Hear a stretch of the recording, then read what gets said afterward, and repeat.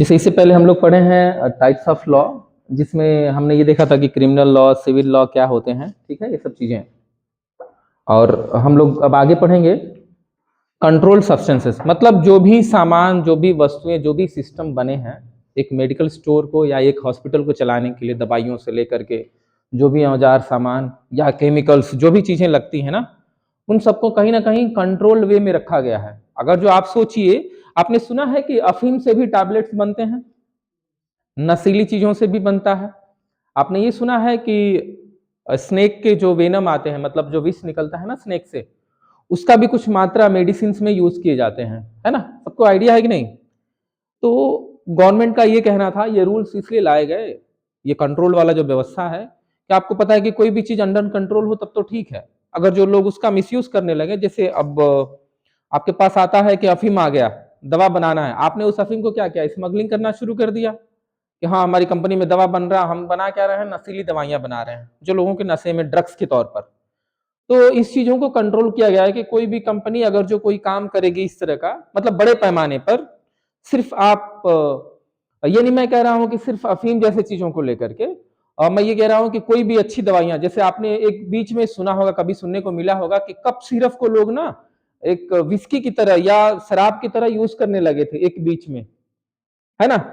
तो कहीं ना कहीं उसमें ऐसी मात्रा आ गई कि लोगों को ना नशीला बना दिया, उसने एडिक्शन बना दिया, उनको आदत लगवा दिया कि एक जो सिरप पी लिया हुआ ऑटोमेटिक दूसरा सिरप भी मांग रहा है ना। तो कहीं ना कहीं अनकंट्रोल्ड चीजें हो गई उसमें। तो अनकंट्रोल ना हो, इसलिए कंट्रोल को लेकर के बहुत सारी चीजें बनी है। जैसे कंट्रोल सब्सटेंसेस का मतलब एक एक्ट बनाया गया, उसका नाम दिया गया कि कंट्रोल सब्सटेंसेस एक्ट, मतलब ऐसे एक्ट जो किसी भी सब्सटेंसेस को कंट्रोल करने में काम आएंगे। जैसे India has also legislation regulates control the substances, which includes the narcotics, drug, psychotropic substances. These substances are categorized based on their potential for abuse and dependence.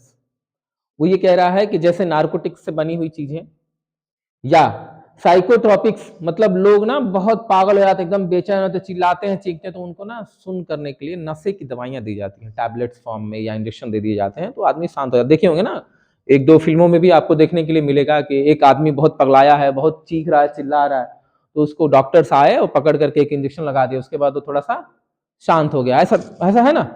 तो हम क्या उसका मिसयूज नहीं हो सकता है क्या। वहां से मेडिसिन लेके आए, घर में दादा दादी चिल्ला रहे हैं, बहुत लगा दिए, है ना। कोई ऐसा सीक्रेटली कुछ घर में चोरी करने है, खाने में डाल के सबको खिलाए, सब सो गए, पूरा चोरी कर लिए, ऐसा हो रहा है ना। तो ऐसा चीजें ना हो, तो हमने क्या किया कि रूल्स कुछ लेकर के आ गए और उनको इजाजत भी देना शुरू करें कि आप ना अगर जो ये काम करेंगे तो आप हमको परमिशन लेंगे, हम गवर्नमेंट ऑफ इंडिया हैं, आप हमसे परमिशन लेंगे। जैसे कोई ड्रग्स ही आपके पास रखना है तो परमिशन लेंगे, उस ड्रग्स का प्रॉपरली आपके पास एक रजिस्टर मेंटेन करना होगा, जिसमें ये पूरा मेंशन करना होगा कि आपने स्टॉक में कितना मंगाया, किसको किसको दिया है, अभी कितना बच गया है। ये सारा ब्यौरा रखने के लिए, उसी को बोलते हैं कि सब्सटेंस को कंट्रोल करना। सब्सटेंस को कंट्रोल करने के लिए भी एक्ट्स लाए गए। वो सब्सटेंस कुछ ऐसे हो सकते थे, वो नार्कोटिक ड्रग्स हो सकते थे या फिजियोट्रॉपिक सब्सटेंसेस हो सकते थे। लेकिन चलिए, रजिस्ट्रेशन विद अथॉरिटीज, अब इसको कैसे कंट्रोल किया गया। तो मान लेते हैं कि आपकी दुकान है या आप एक बिजनेस डालना चाहते हैं केवल डिसइंफेक्टेंट एजेंट्स को लेकर के, मतलब फिनाइल, इन सब चीजों को रख करके आप एक दुकान चलाना चाहते हैं, तो उसके लिए क्या करना पड़ेगा, आपको एक रजिस्ट्रेशन कराना होगा। रजिस्ट्रेशन में आपको लिखना होगा, पूरी चीजें आपको मेंशन करनी होगी कि आप कितनी दवाइयां बनाए हैं, कितने टन्स में आप बेच रहे हो, तो किसको किसको बेच रहे हो आपको बताना पड़ेगा, है ना। जैसे बीज भंडार में जाइए तो पेस्टिसाइड्स होती है ना, वो जहरीली दवाइयां जो पेस्ट कंट्रोलिंग में काम आती है, कीड़े पे छिड़कने के लिए काम आती है। तो बेसिकली देखा जाए ना, तो उसका लेखा जोखा प्रॉपर कंपनी करती है अपने तरफ से। ठीक है, लोकल दुकानों पे आने के बाद उसका लेखा जोखा नहीं होता कि उसके यहाँ से कितने लोग क्या क्या लेके गए हैं, है ना। बेसिकली नहीं रहता। आप गांव लेवल पे जाइए तो नहीं रहता, लेकिन अगर शहर लेवल पे जाएंगे या शहर लेवल पर ये फार्मेसी की दुकानों पे भी जाएंगे तो प्रॉपर बिल कटते हैं। जैसे हॉस्पिटल में चले जाइए तो हॉस्पिटल में बिल कटता है, बिल पे प्रॉपर लिखा होता है कि हम ये किसको दवाइयां दे रहे हैं, किस डॉक्टर ने आपको भेजा, ये सारा डिटेल्स उनके पास रहता है। वैसे ही जब वो मेडिकल स्टोर वाले कहीं से दवा और मंगाते हैं बाहरी से, तो उनके पास भी वो रिकॉर्ड्स रहता है जिसने उनको भेजा है।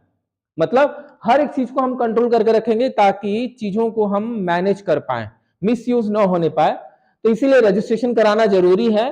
कुछ लॉस है, कुछ नियम है, जैसे में एक और भी काम करते हैं। एक तो रजिस्ट्रेशन हो गया, कैसे कंट्रोल करेंगे, तो एक रजिस्ट्रेशन से करेंगे। दूसरा क्या है, दूसरा है रिकॉर्ड्स कीपिंग एंड इन्वेंट्री।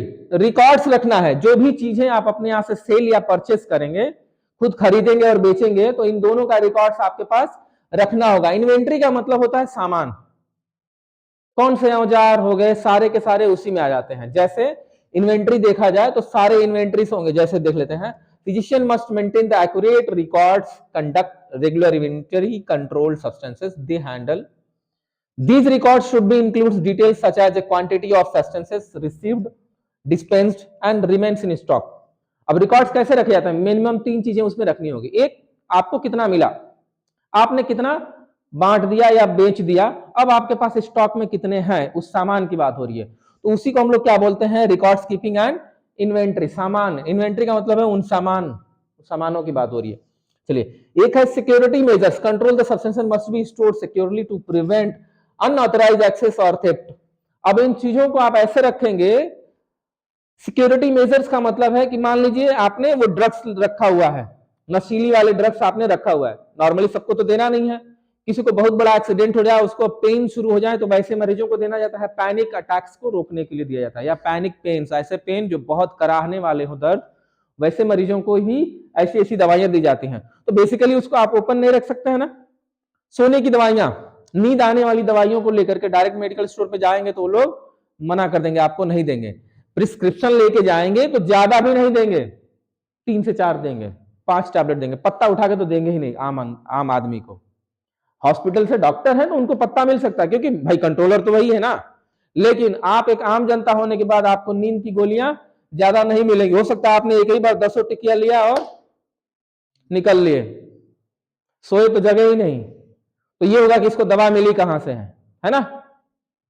तो बेसिकली पता लगेगा कि एक मेडिकल स्टोर वाले ने दे दिया, मेडिकल स्टोर वाले से पूछा जाएगा कि आपको क्या डॉक्टर के द्वारा प्रिस्क्रिप्शन लिख करके दिया गया था देने के लिए, नहीं है तो फिर आपके खिलाफ भी कार्रवाई होगी कि आपने ये जानते हुए भी लापरवाही जरते और आपके लापरवाही से किसी की जान चली गई। तो ऐसा चीजें ना हो, इसलिए कंट्रोल्ड सब्सटेंसेस को लेकर के आ गया।